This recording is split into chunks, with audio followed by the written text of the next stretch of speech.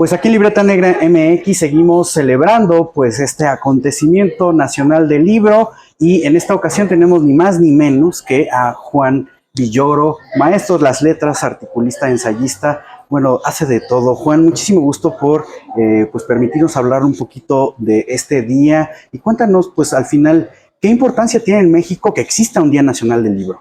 Bueno, los libros son la base de toda la cultura, son las bases de las sociedades. Si pensamos en las constituciones, que es lo que articula todo un país, es la base de las religiones. Si pensamos en las principales religiones establecidas, que suelen tener un libro sagrado, y por supuesto es la base de toda la comunicación. Entonces celebrar el libro, pues es celebrarnos a nosotros mismos. Por desgracia, no tanta gente lee como debería, pero pues de todos nosotros depende fomentar el saludable placer de la lectura. Las estadísticas del INEGI del año pasado indicaban que una persona, un ciudadano mexicano promedio, leía 3.9 libros al año. Entonces hay que tener presente ese dato. Y ahora que mencionas lo de las religiones, que también está muy presente en México, y sabemos que eres muy aficionado al fútbol, pues ¿qué relación puede tener estas dos balanzas de la sociedad mexicana?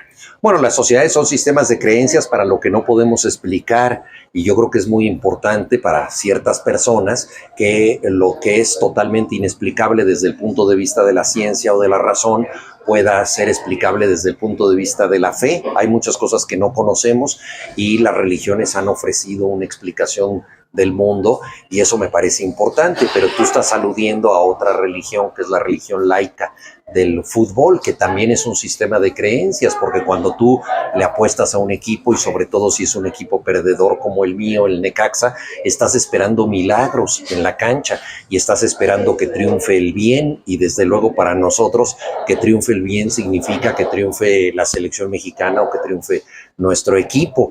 Entonces es una manera de delegar nuestras emociones en alguien que nos representa. Entonces yo creo que el fútbol tiene que ver también con eso, por lo tanto escribí un libro que se llama Dios es redondo, que trata justamente de las pasiones muchas veces religiosas que depositamos en los estadios. Y ahorita que mencionas ya las pasiones y pues acotando y regresando al tema del Día Nacional del Libro, ¿qué lee Juan Villoro? ¿Cuál es su libro o libros favoritos?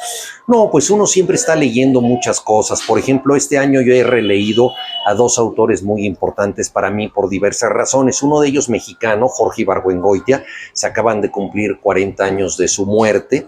Entonces, con este motivo, revisé bastante la obra de él para poder dar algunas conferencias. Es un autor que tiene un gran sentido del humor, cosa no muy frecuente en la literatura mexicana, que suele ser muy desgarrada, muy seria, y Jorge Ibargüengoitia demostró que el sentido del humor es una forma de la inteligencia. Y otro, un autor que estuvo en México y que escribió sobre nuestro país, pero nació en Italia, Italo Calvino.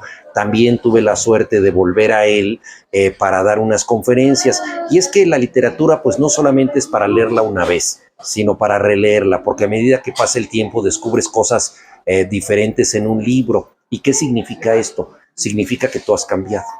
Significa que el libro te dice cosas distintas en distintos momentos de tu vida. Los grandes libros son así, son como oráculos, que tú los consultas y cuando eres joven te dicen una cosa y luego te dicen otra. Entonces, releer es una de las cosas más saludables que existen. Pues sin duda, por eso debemos de tener presente este día, y además, hablando ya de este cierre de esta pequeña entrevista, pues no hay mejor ocasión que el Día Nacional del Libro para presentar un libro propio, bien salido casi del horno. Tenemos El Profesor Zipper y las Palabras Perdidas. Cuéntanos un poco qué vamos a encontrar en este libro y cómo salió de esta serie que además ya tienes escrita. Tienes razón, El Profesor Zipper es una serie hasta ahora de 4 libros.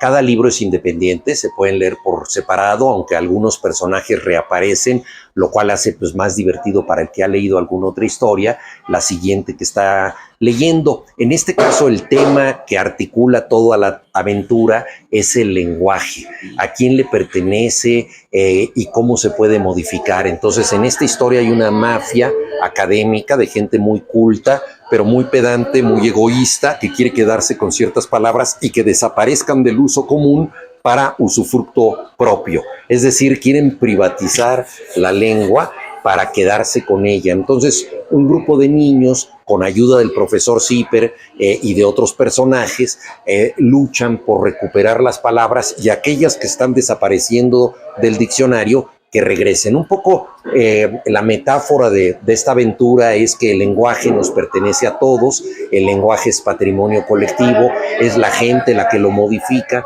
y nadie se puede quedar con él. No, y además, cualquier coincidencia con la realidad de privatización de cualquier cosa es mera coincidencia. Juan, muchísimas gracias por venir aquí, platicarnos de la novedad editorial y además, pues de algunas reflexiones respecto a este Día Nacional del Libro. Y pues bueno, seguiremos leyéndote, seguiremos viendo también tus pláticas, tus obras y demás. Gracias. Muchas gracias, gracias por el espacio.